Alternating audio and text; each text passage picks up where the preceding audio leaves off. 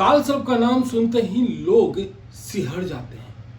अगर कोई कह देता है कि आपकी कुंडली में काल सर्प दोष है तो वो परेशान हो जाते हैं, कहते हैं क्या होगा, अब क्या होगा, मेरा क्या होगा, मेरे बच्चों का क्या होगा, काल सर्प दोष लगा हुआ। लेकिन काल सर्प दोष अगर है उससे निपटने का बिना खर्च वाला उपाय भी है।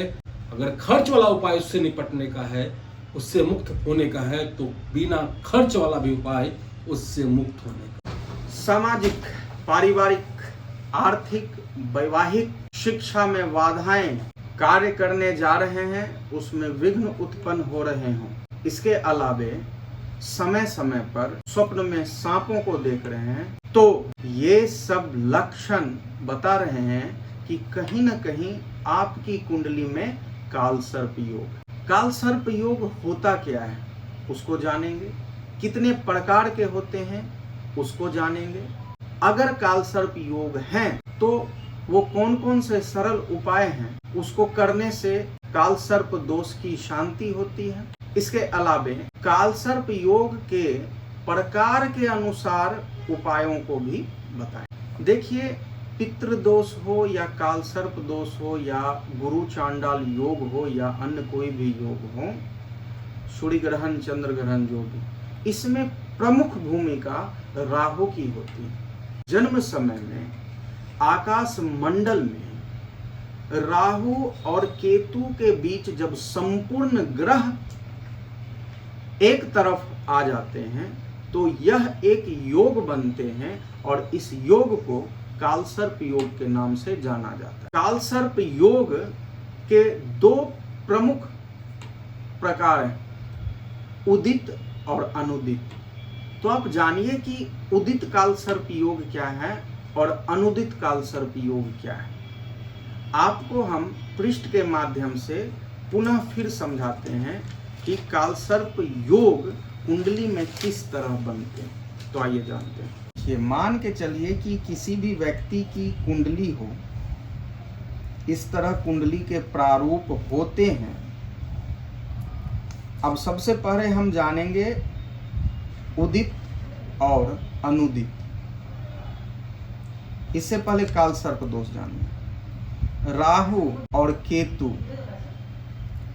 इस तरफ से राहु केतु के बीच इस तरफ से सारे ग्रह आ जाएं या इस तरफ से सारे ग्रह आ जाएं, यानी 9 ग्रह होते हैं, सूर्य, चंद्र, मंगल, गुरु, शुक्र, शनि, इस तरफ हो जाएं राहु केतु के, या 7 ग्रह राहु केतु से इस तरफ हो जाएं, तो ये काल सर्प योग बनता है।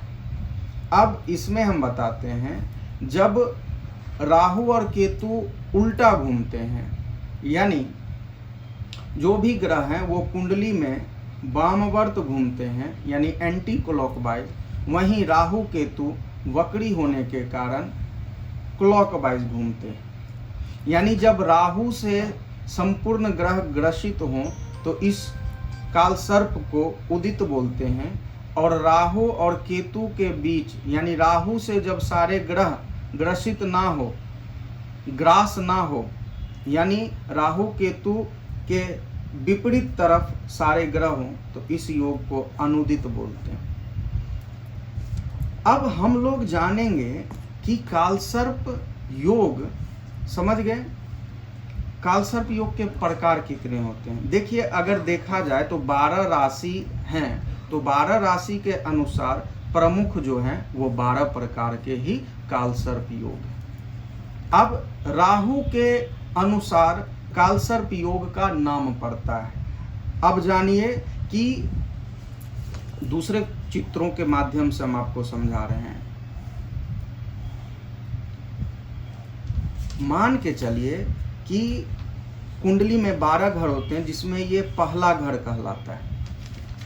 ये पहला घर हुआ। अगर यहाँ पे राहु है तो उसके सामने केतु आपस में 180 डिग्री पर होते हैं, आमने सामने।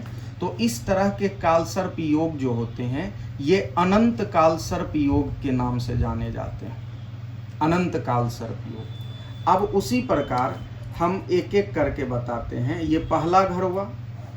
अब मान के चलिए कि राहु दूसरे घर में हो और केतु 8वें घर में हो जाएगा।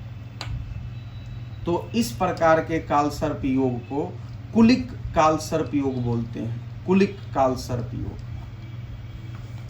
इसी प्रकार तृतीय में राहु, नवम में केतु, चतुर्थ में राहु, दसम भाव में केतु, पंचम में राहु तो एकादश भाव में केतु, षष्ठ में राहु तो द्वादश भाव में केतु, सप्तम में राहु तो लग्न में केतु।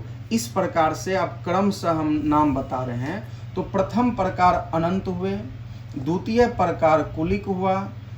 अब हम एक सीरियल वे में आपको लिख दें। तृतीय प्रकार जो है वो है वासुकी।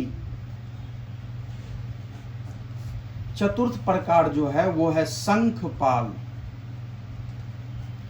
पंचम प्रकार कालसर्प योग का है वो है पद्म।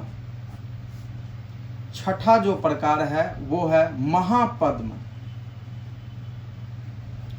सातवां प्रकार है तक्षक कालसर्प योग। आठवां प्रकार है करकोटक, करकोटक। नौवां प्रकार है शंखनाद। 10वां प्रकार है पातक। 11वां प्रकार है विशाख और 12वां प्रकार है शेषनाग। देखिए यहाँ जो भी नाम है ये सर्प के, ये जो वासुकी हैं ये भगवान शंकर के गले में लपेटे हैं, विराजमान हैं। ये सर्प राज हुए, नागों के राजा हुए वासुकी। तो ये जो भी हैं सब सर्प के नाम हैं। तो 12 प्रकार के होते हैं। तो पहला हो गया परिचय। अब द्वितीय हो गए कि कालसर्प योग के अगर आपके कुंडली में है तो उसके क्या क्या लक्षण हैं जो हम पहले बता चुके हैं। तो लक्षण हो गया, परिचय हो गया। अब आइए तृतीय चीज वो है उपाय। किन किन उपायों को करने से इसके दुष्प्रभाव कम मिलेंगे और इसका शुभ प्रभाव बढ़ने पर कालसर्प योग वाले व्यक्ति बहुत ऊंचे दर्जे तक भी जाते हैं। तो आइए जानते हैं अब उपाय। कालसर्प योग वाले जातक वो अपने परिवार में, समाज से बिल्कुल भिन्न होते हैं। यानी उनका जो टैलेंट है वो सबसे अलग रहता है। राहु अगर जीवन पे अच्छा प्रभाव देने लगे तो कालसर्प, जिनके कुंडली में कालसर्प योग हैं, वैसे जातक बहुत ही ऊंचाइयों तक जाते हैं। यानी अपने जीवन काल में वो उस मुकाम को हासिल करते हैं जिसको सामान्य लोग हासिल नहीं कर सकते। तो आइए हम कुछ उपायों को जानते हैं कि अगर आपके कुंडली में कालसर्प योग हैं तो क्या उपाय है।